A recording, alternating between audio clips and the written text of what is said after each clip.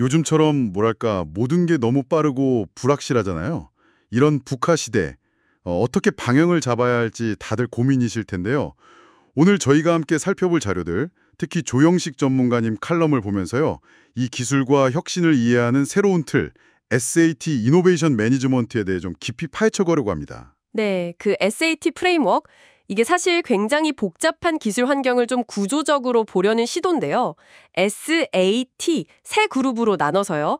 S는 스마트, 체계적인, 소프트웨어 정의, 그리고 A는 AI, AR, 자동화, T는 기술, 트렌드, 변환, 이런 식으로요. SAT. 네. 이 요소들이 결국 혁신 경영이라는 큰 틀 안에서 어떻게 통합되고 또 서로 연결되는지, 특히 오늘은 그 스마트 시스템하고 소프트웨어 정의 시스템, 이 부분을 좀 집중적으로 보려고 합니다. 아, 흥미롭네요. 그럼 바로 그 SAT 프레임워크 이야기부터 시작해 볼까요? SAT 그룹이 혁신 경영으로 묶이고 또 디지털 스레드로 연결된다 이렇게 말씀하셨는데 그 디지털 스레드라는 게 정확히 어떤 건가요? 좀 생소하게 들리네요. 아, 네. 디지털 스레드. 그건 말이죠. 제품이나 서비스의 아이디어 구상부터 시작해서 뭐 설계, 생산, 운영, 심지어 폐기까지요. 그 전 과정의 데이터랑 정보가 끊기지 않고 마치 실처럼요. 쭉 연결돼서 투명하게 공유되고 활용되는 걸 의미해요. 단계별로 딱딱 끊어지는 게 아니라 유기적으로 이어지는 거죠. 아하, 정보의 흐름이 끊기지 않게 쭉 이어진다. 네네. 그래서 SAT 각 그룹의 요소들이 이 디지털 스레드를 통해서 서로 영향을 주고받으면서 혁신을 만들어가는 겁니다. 알겠습니다. 자, 그럼 오늘은 특히 S그룹에 좀 더 집중해 보기로 했죠. 첫 번째가 스마트 시스템. 사실 스마트라는 말이 붙으면 왠지 그냥 엄청난 기술이 들어갔겠거니 그렇게 생각하기 쉬운데 핵심은 그게 아니라고요. 맞습니다. 그게 아주 중요한 포인트인데요. 우리가 흔히 뭐 스마트 공장, 스마트 건설 이렇게 말할 때 진짜 봐야 할 건 뭐 IoT 센서가 몇 개냐, AI 알고리즘이 얼마나 대단하냐 이런 기술 자체가 아니라요. 그 기술을 통해서 결국 어떤 가치를 실현할 거냐. 예를 들면 생산성이 얼마나 높아졌는지, 작업 환경이 더 안전해졌는지, 아니면 뭐 에너지 효율 같은 지속 가능성을 확보했는지 이런 구체적인 목표 달성이 훨씬 중요합니다. 아, 가치 실현. 네. 근데 많은 경우에 이 본질을 놓치고 그냥 우리도 스마트 기술 도입했다. 여기에만 집중하는 경향이 좀 있어요. 기술은 그냥 도구일 뿐이고 중요한 건 그 도구로 뭘 할 거냐, 즉 가치 실현이다. 이 말씀이시군요.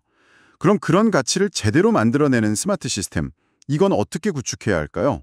그냥 최신 기술만 막 갖다 붙인다고 되는 건 아닐 텐데. 바로 그 지점에서 S그룹의 두 번째 요소, 체계적인 접근이 중요해지는 겁니다. 그냥 막연히 스마트하게 만들자가 아니라 명확한 목표를 먼저 세우고요. 그 다음에 현재 상황을 제대로 진단해서 뭐가 문제고 뭘 개선해야 할지 파악하고 그리고 그걸 단계적으로 어떻게 실행할지 계획을 세우고 또 실행하면서 성과를 계속 측정하고 개선해 나가는 이런 구조화된 과정이 반드시 필요해요. 이게 어떻게 보면 혁신 과정을 관리하는 역량이죠. 체계적인 관리. 네. 이게 없으면 아무리 좋은 스마트 기술이라도 그냥 보여주기식으로 끝나거나 효과를 제대로 못 보겠군요. 그렇죠. 자, 그럼 S그룹의 마지막 요소, 소프트웨어 정의 시스템으로 넘어가 볼까요? 하드웨어 기능을 소프트웨어로 제어한다. 이게 왜 그렇게 중요해지고 있는 건가요? 소프트웨어 정의 시스템은요, 하드웨어를 그 물리적인 제약에서 뭐랄까 해방시켜주는 열쇠라고 볼 수 있어요. 제일 쉬운 예가 스마트폰 업데이트잖아요. 하드웨어는 그대로인데 소프트웨어 업데이트만으로 새로운 기능이 생기거나 성능이 좋아지죠. 아, 네, 그렇죠. 이게 가능한 게 바로 가상화, 버추얼라이제이션 기술 덕분입니다. 물리적인 실체를 디지털 데이터로 바꾸는 거죠. 가상화. 그게 원래 네트워크 장비 쪽에서 먼저 시작됐던 걸로 기억하는데 요즘은 자동차 같은 아주 복잡한 하드웨어까지 다 적용된다고요? 네, 맞습니다. 네트워크에서 시작된 가상화 기술이 이제는 서버, 스토리지뿐만 아니라 자동차를 포함해서 거의 모든 종류의 하드웨어로 엄청나게 확산되고 있어요. 중요한 건 이 소프트웨어 정의 시스템이 가상화를 통해서 하드웨어를 자유롭게 만들면서 결국에는 현실 세계와 똑같은 디지털 복제본, 즉 디지털 트윈을 만들고 더 나아가서는 현실과 가상에 막 융합되는 메타버스로 가는 길을 열고 있다는 점입니다. 애플이 아이폰이랑 앱스토어로 보여준 게 바로 이런 소프트웨어 중심 생태계의 힘이죠. 하드웨어가 아니라 소프트웨어가 모든 걸 정의하는. 와, 소프트웨어가 정말 하드웨어를 넘어서는 시대가 오고 있군요. 그런데 여기서 또 흥미로운 지적이 있었어요. 이렇게 소프트웨어로 기존 시스템을 계속 개선하고 효율화하는 것, 이걸 최적화라고 한다면 이 최적화에 너무 매몰되다 보면 오히려 완전히 새로운 시도, 그러니까 혁신을 방해할 수도 있다고요. 네, 그게 바로 혁신가의 딜레마랑 연결되는 지점이죠. 최적화는 현재 시스템 안에서 효율을 최대한 끌어올리는 거잖아요. 그런데 혁신은 때로는 그 시스템 자체를 의심하고 그 틀을 깨야 가능하거든요. 기존에 성공했던 방식이나 업계에서 너무나 당연하게 받아들이는 생각들, 이걸 자료에서는 정설이라고 표현했는데 이런 것들이 혁신의 가장 큰 장애물이 될 수 있습니다. 정설? 예를 들면 라이트 형제가 비행기 만들 때 당시 정설과는 다르게 무거운 금속인 알루미늄을 썼던 거나 아니면 일론 머스크가 로켓 재사용은 불가능하다는 통념을 깨버린 거? 이런 게 다 정설을 타파한 혁신이죠. 아, 당연하다고 믿어왔던 것들을 의심하는 데서 혁신이 시작된다. 하지만 혁신엔 당연히 불확실성이나 실패 위험이 따르잖아요. 그래서 혁신 경영이 필요한 겁니다. 혁신의 본질이 원래 불확실하고 리스크가 있다는 걸 인정하고 그걸 관리하는 거죠.